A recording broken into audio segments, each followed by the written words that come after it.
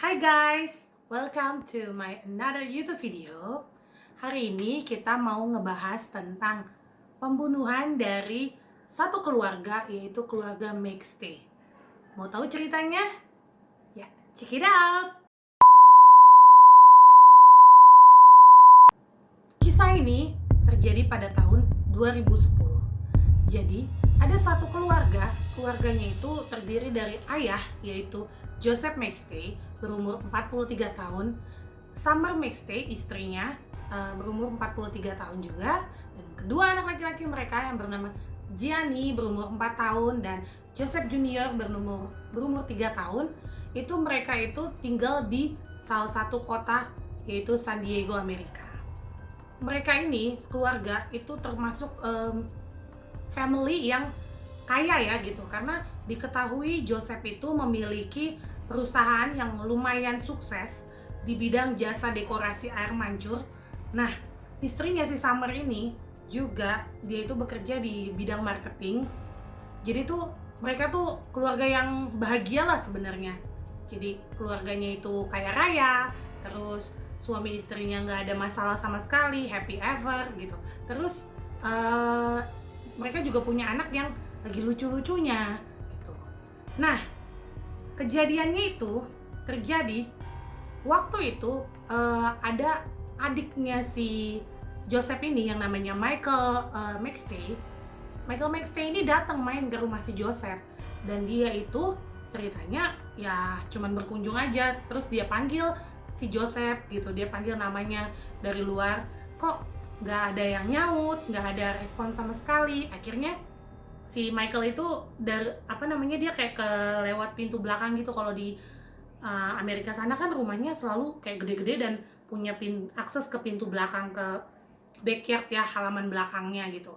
Nah, si Michael ini dia tuh ke belakang lewat pintu sampingnya gitu. Nah, dia lihat ternyata di halaman belakangnya rumah si Joseph ini ada 2 anjing peliharaan si Joseph. Nah, dia tuh bingung, kok nggak biasanya kayak si Joseph ini naruh anjing kesayangannya ini di luar rumah gitu. Biasanya Joseph itu selalu membawa anjingnya ini ke rumah gitu kan. Tahu gak sih guys? Nah, akhirnya dia penasaran kan, si Michael ini kepo gitu. Jadi setelah Michael ngelihat ada jendela yang tidak terkunci itu, Michael pun masuk ke dalam rumahnya si Joseph ini. Dia panggil-panggil, dia lihat ke lantai 1, ke lantai 2 gitu. Tapi ternyata nggak ada orang sama sekali.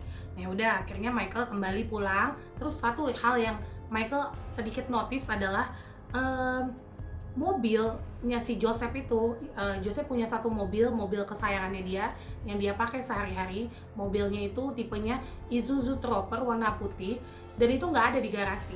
Jadi Michael mikirnya adalah, oh berarti si Joseph ini pergi kali ya sama keluarganya, mungkin jalan-jalan atau mungkin pergi kemana gitu. Jadi dia ya udah biasa aja. Nah, Michael pun pulang ke rumahnya.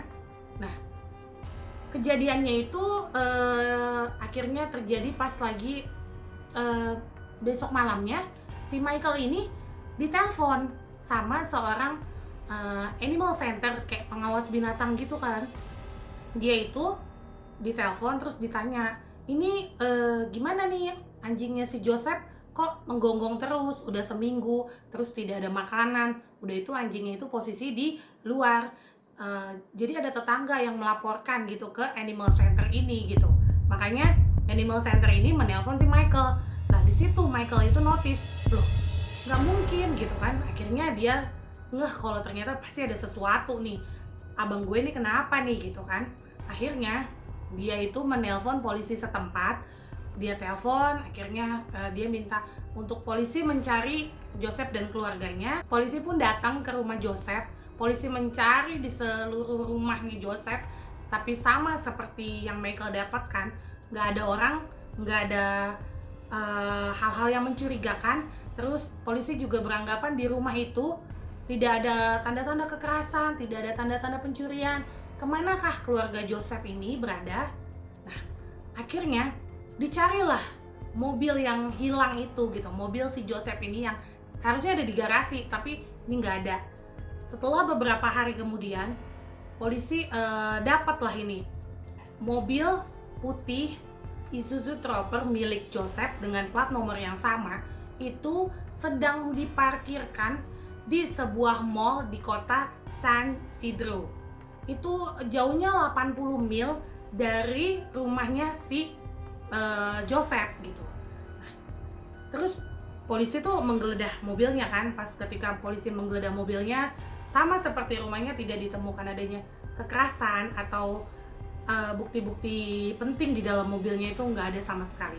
Jadi polisi beranggapan ya mungkin si Joseph dan keluarganya ingin pergi ke Meksiko karena kebetulan San Isidro itu adalah daerah perbatasan antara Amerika dengan Meksiko gitu. Jadi ditemukan juga nih di dalam komputernya si Joseph, polisi tuh nemuin reason history-nya si Joseph. Jadi si Joseph ini pernah nge-googling tentang bagaimana cara traveling atau pindah ke Meksiko. Kedua adalah bagaimana cara bisa berbahasa Spanyol dengan cepat gitu kan. Dari situ si polisi tuh mikirnya adalah kalau misalnya si Joseph dan keluarganya itu memang pengen pindah ke Meksiko gitu. Nah, tapi si keluarga Maxte mikir kayaknya nggak mungkin deh si Joseph dan keluarganya itu pindah. Buat apa? Apa yang mereka cari? Apa yang mereka kejar gitu? Mereka di Amerika tuh punya uang yang banyak gitu kan. Dan yang bikin anehnya lagi adalah Joseph tidak pernah mempergunakan uangnya di bank gitu. Kalau misalnya kita ke luar negeri gitu, kan harusnya minimal kita pakai tarik ATM atau kredit card gitu. Ini sama sekali nggak ada. Kalau memang benar seperti kata polisi ya, yang si Joseph dan keluarganya pindah ke Meksiko gitu. Nah, satu hal lagi, polisi sempat menginterogasi tetangga-tetangga Joseph di San Diego. Itu dia sempat tanya satu persatu gitu, ada nggak sih orang-orang yang mencurigakan gitu yang mungkin lewat sini gitu. Tapi ternyata katanya si tetangga-tetangganya nggak ada gitu. Dan ada satu tetangga yang dia bilang kalau dia punya kamera CCTV yang mengarah ke arah rumahnya si Joseph. Dilihatlah CCTV itu oleh polisi dan ternyata pada pukul 7.45 malam waktu setempat, itu mobil Isuzu Trooper-nya si milik si Joseph itu pergi meninggalkan garasi rumahnya si Joseph. Tapi sayangnya dia memang nggak kelihatan siapa sih yang nyetir, siapa pengemudi mobil itu gitu. Nah, dari situ polisi selain interview tetangga-tetangga sekitar, polisi itu interview ke bapaknya si Joseph yaitu Patrick Maxte, terus interview lagi ke Michael Maxte, adiknya si Joseph, dan menginterview salah satu teman dan rekan bisnis daripada si si Joseph ini, yaitu namanya Charles Merritt. Karena apa? Ketika polisi itu mengidentifikasi handphone selulernya si Joseph, itu nomor terakhir yang dihubungi oleh si Joseph ini adalah nomor si Charles Merritt. Makanya Charles Merritt pun termasuk orang yang di interview pada waktu itu. Singkat cerita, ada seorang pria yang bernama John Blood. Dia itu mengendarai sepeda motornya ke arah Quarry Road. Nah, dia tuh lagi berjalan naik motor. Nah, tiba-tiba dia tuh kayak ngelihat, itu kan kayak daerah padang rumput gitu ya. Nah, dia ngelihat di jalan itu ada kayak putih-putih seperti tulang gitu. Dia juga nggak yakin apa, dan ketika dia pas lihat, terus dia kaget dan dia buru-buru telepon ke polisi. Polisi itu langsung datang ke tempat itu dan polisi menemukan ada 2 lubang yang seperti kuburan. Itu di dalam satu lubang itu isinya ada 2 kerangka dan satu lubang yang lain isinya ada 2 kerangka juga. Jadi total ada 4 kerangka di dalam tempat itu, TKP itu. Dan gak lama polisi tuh bisa langsung identifikasi. Ternyata 4 kerangka yang ditemukan itu adalah ya Joseph, Summer, Gianni, dan Joseph Junior, keluarga Maxte yang kemarin itu 2010 itu di kasusnya itu dipikir hilang. Ternyata sekarang beralih ke kasus pembunuhan. Di tempat kerangka-kerangka itu ditemukan, itu ada satu palu yang polisi menduga itu adalah senjata pembunuhan keluarga Maxte. Nah, akhirnya polisi membuka kembali kasus tersebut. Tadi yang seperti gue bilang, dari kasus orang hilang menjadi kasus pembunuhan.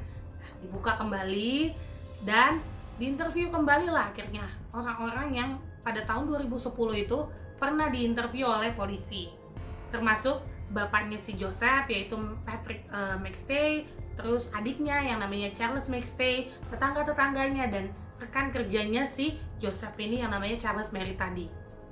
Nah, setelah hasil interview ulang, polisi itu sedikit curiga sama partner bisnisnya si Joseph ini, yaitu si Charles Merritt ini. Dia tuh curiga gitu loh polisi, karena apa? Karena ternyata si Charles Merritt ini punya track record yang lumayan jelek. Track recordnya apa sih? Penipuan, terus pencurian properti, pencurian uang perusahaan, dan lain-lain. Jadi akhirnya polisi mikir, kayaknya dia deh gitu.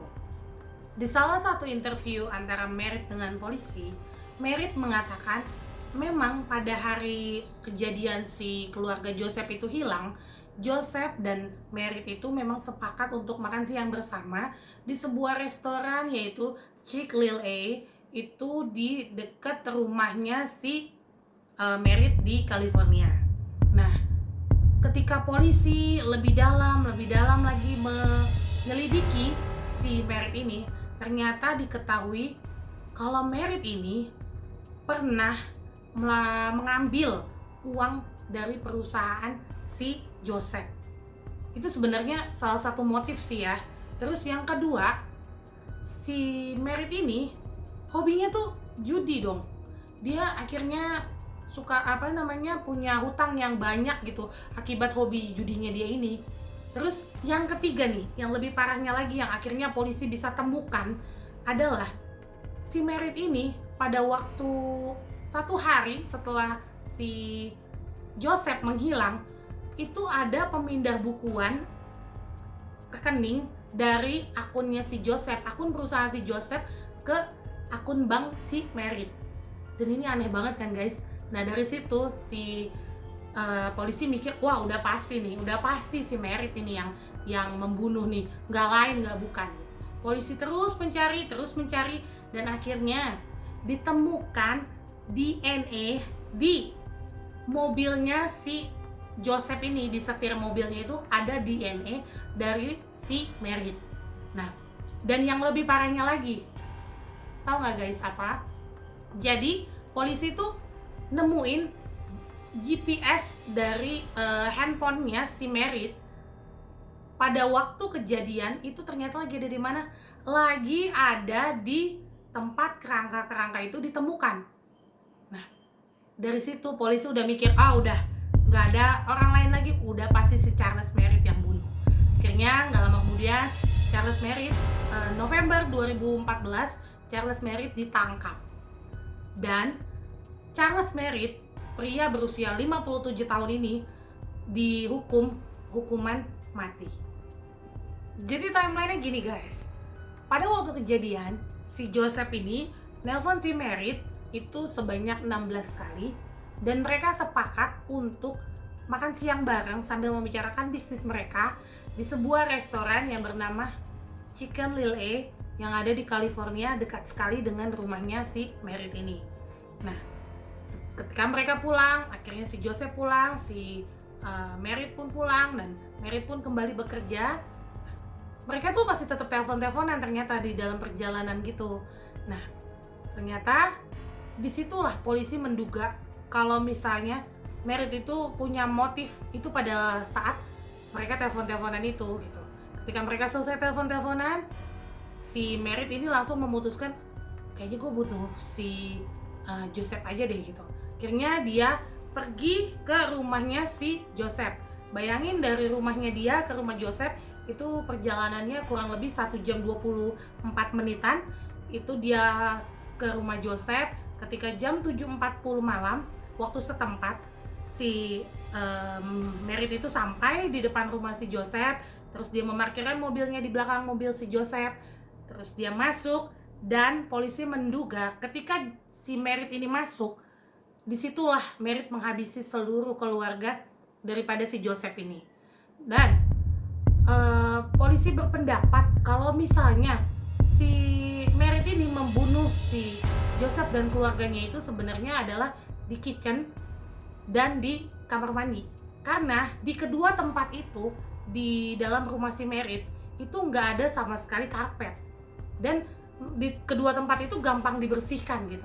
Karena memang di rumahnya, seperti yang tadi awal gue bilang, di rumahnya si Joseph sama sekali nggak ada tindakan kekerasan atau apalah gitu yang rumah itu mungkin pernah disusupi gitu, nggak ada. Ini bersih sekali gitu.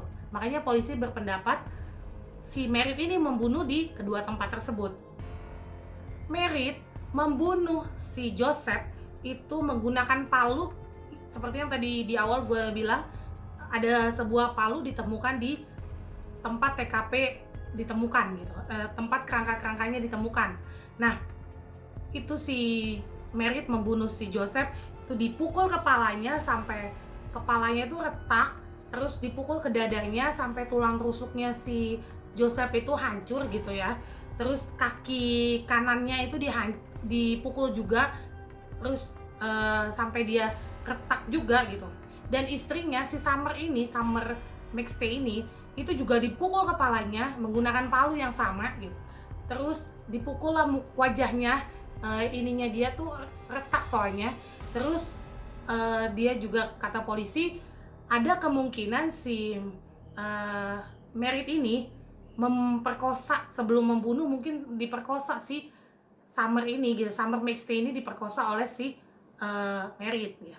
Dan kedua anak daripada Joseph ini, si Gianni yang 4 tahun dan Joseph Junior yang 3 tahun ini, sama dipukul juga kepalanya dan ya mati semua gara-gara dipukul kepalanya menggunakan palu itu. Setelah Merit itu membunuh seluruh keluarga Joseph, Merit itu membungkus mereka gitu, terus membawa mereka menggunakan truknya dia itu ke yang kuburan yang tadi, yang tempat kerangka-kerangka yang pada tahun 2013 itu ditemukan. Di situ Merit menguburkan mereka di daerah Quarry Road, California. Dan lalu Merit itu kembali ke rumah keluarga Joseph McStay. Dia membersihkan semua kekacauan yang dia buat, dan dia, ingat nggak tadi guys yang gue bilang, dia memindahkan akun rekening banknya si Joseph ke rekeningnya dia. Gila kan? Nah, udah itu dia pulang setelah dia membersihkan kekacauan yang ada. Dia pulang, dia kembali beraktivitas seperti biasa, seperti dia tidak pernah membunuh, dan ya udah, dia tidak pernah tertangkap gitu selama beberapa tahun kan. Nah, demikian cerita gue untuk hari ini tentang pembunuhan dari keluarga McStay. Pesannya itu adalah kita nih harus tetap waspada terhadap orang yang menurut kita baik, yang mungkin kita merasa wah kita kenal banget sama mereka gitu, tapi kan kita nggak tahu guys apa sih yang ada di pikiran mereka gitu. Buktinya si Joseph aja dibunuh sama orang yang menurut dia sudah dia kenal, yaitu partner bisnisnya sendiri. So waspada itu penting ya guys. Kalau ada kritik dan saran bisa di komen di bawah ya. Jangan lupa untuk selalu nonton video dari channel YouTube gue. Jangan lupa di like, comment, dan subscribe. Bye!